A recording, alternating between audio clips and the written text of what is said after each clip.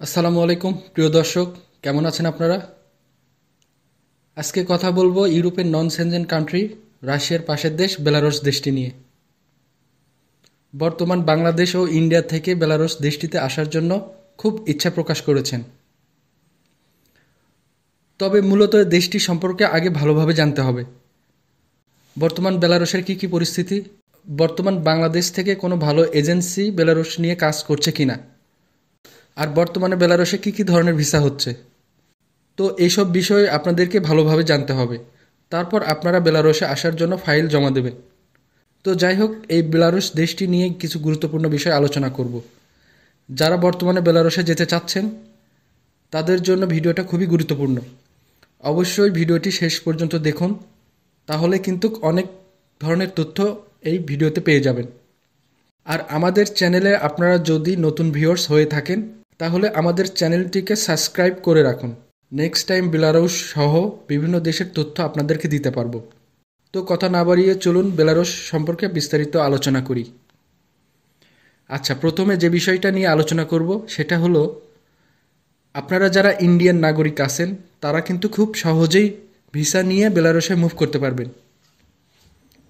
আর আমরা বাংলাদেশ থেকে সবাই জানি আমাদের যে কোনো দেশের ভিসা পেতে হলে বিভিন্ন সমস্যার সম্মুখে পড়তে হয়, বিশেষ করে ইউরোপের দেশগুলোর ক্ষেত্রে।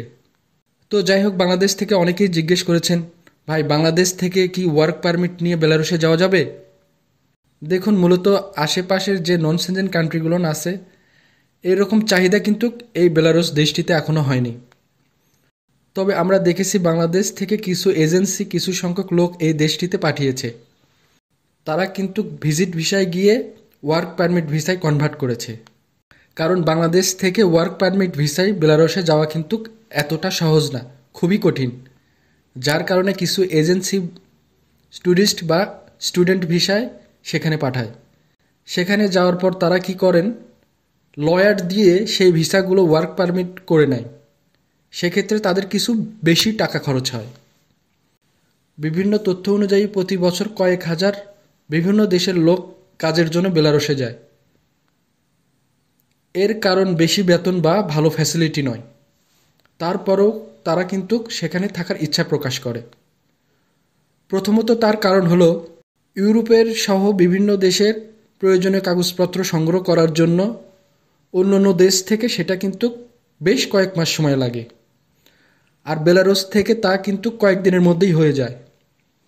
তো আমি আপনাদেরকে বলবো, ভালো করে খোঁজ খবর নিয়ে ভালো কোনো এজেন্সির মাধ্যমে ফাইল জমা করবেন। অনেকেই প্রশ্ন করেন, ভাই বেলারুশে কি ধরনের কাজের চাহিদা আছে? আচ্ছা, এবার কাজের কথা বলি। বেলারুশের সবচাইতে সহজ চাকরি হলো আইটি সেক্টর, যেমন কম্পিউটার ইঞ্জিনিয়ারিং। এইসব কাজ কিন্তু দেশটির রাজধানীর বিভিন্ন অফিস, সুপার শপ বা শোরুম, এগুলোতে কিন্তু এই কাজগুলো মোটামুটি হয়ে থাকে। এবং কৃষিবিদদের জন্যও কিন্তু অনেক শূন্যপদ রয়েছে এই দেশটিতে। এর জন্য কিন্তু আপনার অভিজ্ঞতার প্রয়োজন। উপযুক্ত শিক্ষার পাশাপাশি ইংরেজিতে দক্ষ জ্ঞান থাকতে হবে। তারপরে কিন্তু আপনি এই দেশে $1 থেকে $1200 পর্যন্ত ইনকাম করতে পারবেন। দেশটির রাজধানী মিনস্কে সবচেয়ে বেশি সংখ্যক শ্রমিকের চাহিদা রয়েছে। দেশটিতে জনপ্রিয় কাজের মধ্যে রয়েছে কনস্ট্রাকশন, নির্মাণ শ্রমিক, ওয়েল্ডার, মেরামতকারী এবং মৌসুম শ্রমিক, যেমন বিক্রয় প্রতিনিধি, পরিবহন শ্রমিক, সরবরাহকারী, উৎপাদন ও বিজ্ঞাপন। এসব ক্ষেত্রে কিন্তু লোকজনের চাহিদা এই বেলারুশ দেশটিতে রয়েছে।